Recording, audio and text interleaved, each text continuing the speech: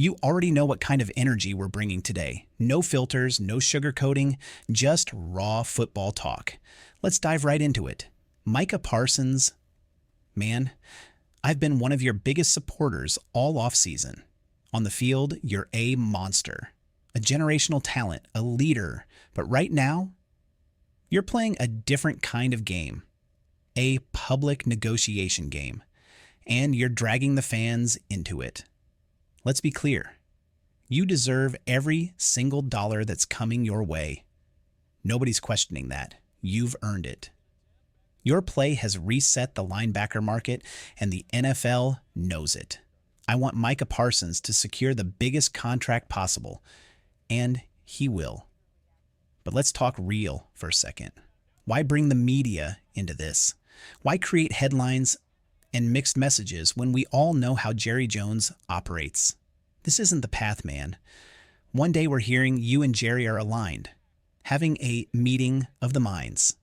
2 days later, we're seeing headlines that you're pushing for more, comparing yourself to TJ Watt, referencing numbers, letting it slip that negotiations are stuck.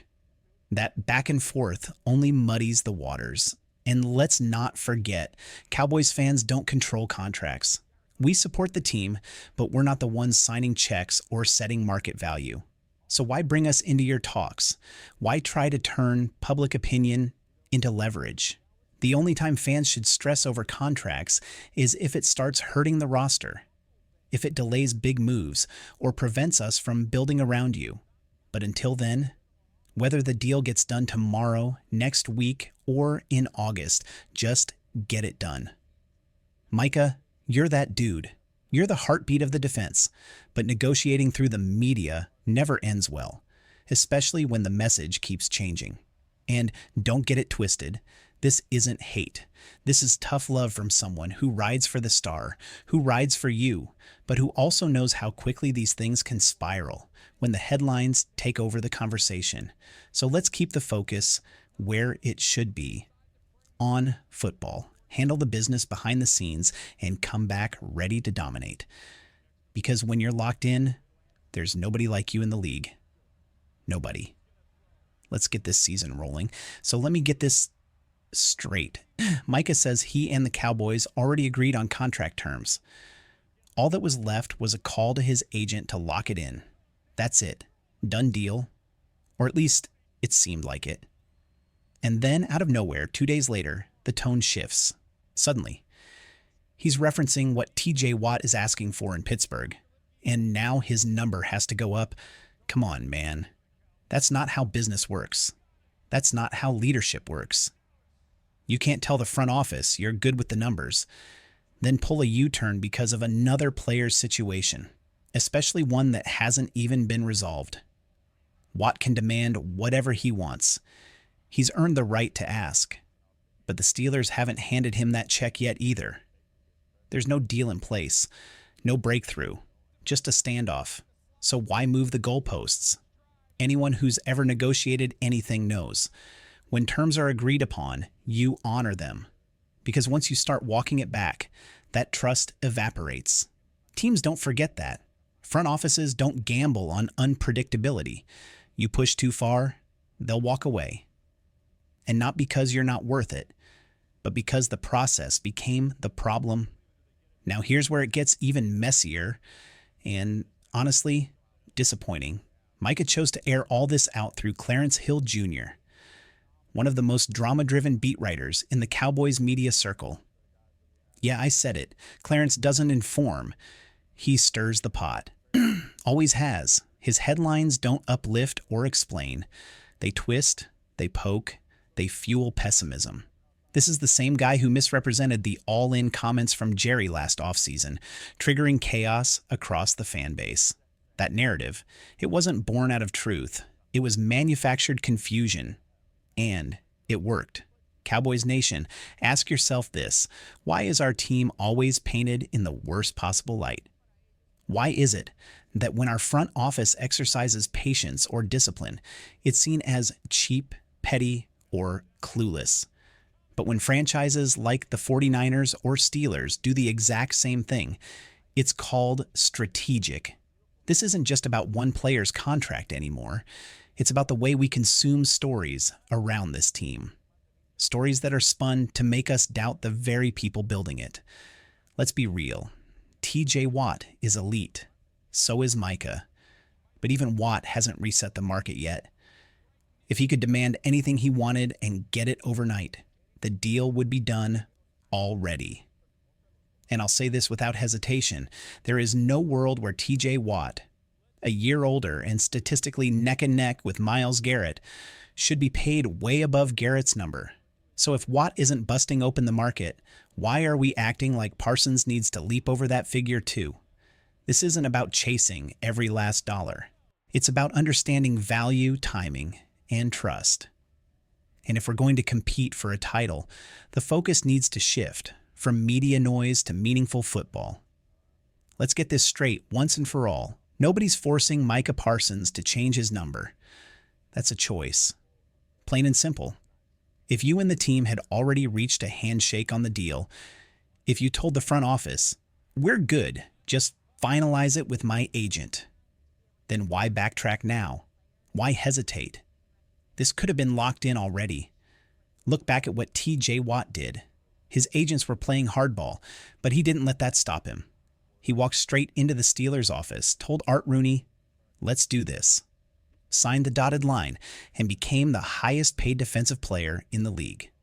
And you know what he did next? He walked right to the gym and got back to work.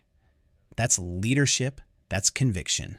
Micah, you've told us you don't need to be the highest paid, that it's not about setting records, but your actions, or your team's actions, are starting to say something else.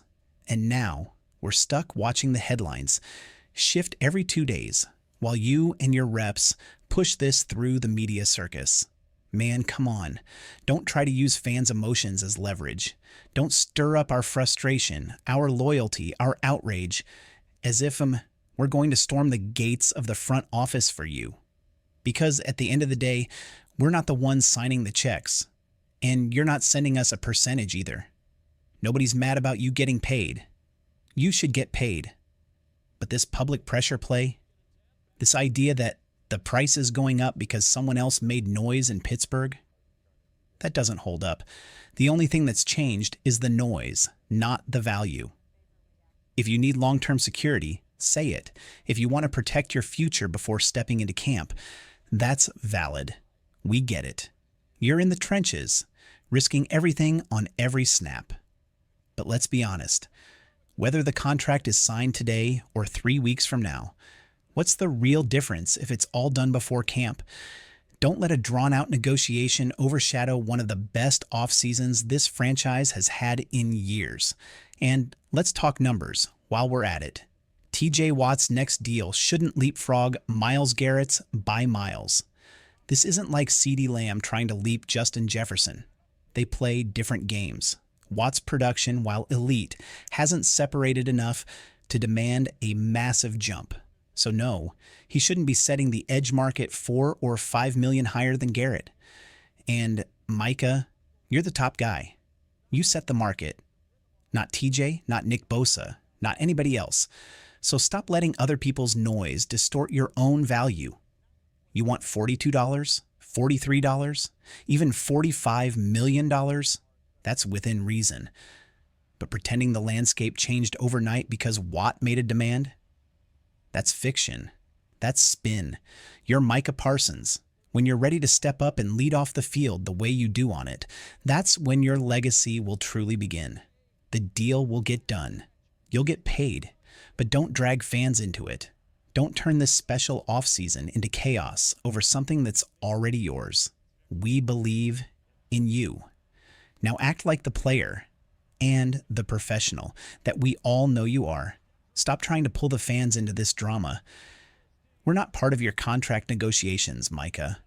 This isn't a group project. It's between you, your agent, and Jerry Jones. That's it. No one else. Stop using the media like a middleman. Stop airing contract talks in public like it's some reality show. That's not how championship organizations handle business, and honestly, it's not how franchise cornerstones should either. We've forgotten what actually matters here. The only reason fans have ever cared about the timing of contracts is when those deals, or the lack of them, stop the team from getting better. Last offseason, delays in signing key guys made it hard to open up cap space, and it hurt the roster. That's the only time we should be concerned. But that's not the case anymore. Right now, the Cowboys are sitting on nearly $30 million in cap space. Even before your deal, Micah. They've made their moves. They've handled business. They've put together a team ready to contend. So what's the problem? Why are we still talking about dollars when the front office has clearly done its job? Let's be honest. We're fans.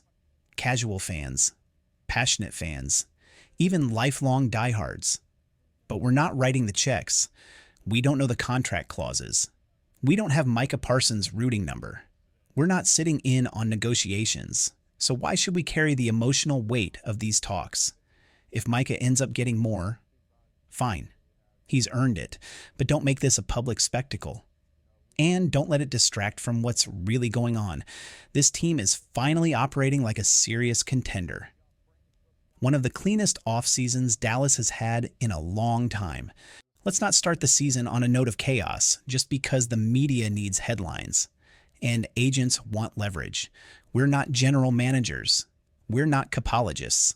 And a $4 to $5 million difference on a superstar player isn't the line between a Super Bowl and a wasted season. If your roster collapses over that, you were never good enough in the first place. Let's cut the noise. And let's talk directly to those causing the chaos. Clarence Hill, stop stirring the pot. You've made a name for yourself on controversy and drama. You twist quotes, run with half-truths, and then ask fans to live in this constant state of pessimism. You're not helping. You're muddying the waters. Again. This isn't about being realistic. This is about building something real. So no, we're not mad. We're not panicking. We're not about to throw away this offseason just because headlines want us to. We're still in. We're in for the grind. In for the journey. In for the fight. Because at the end of the day, this is still our team.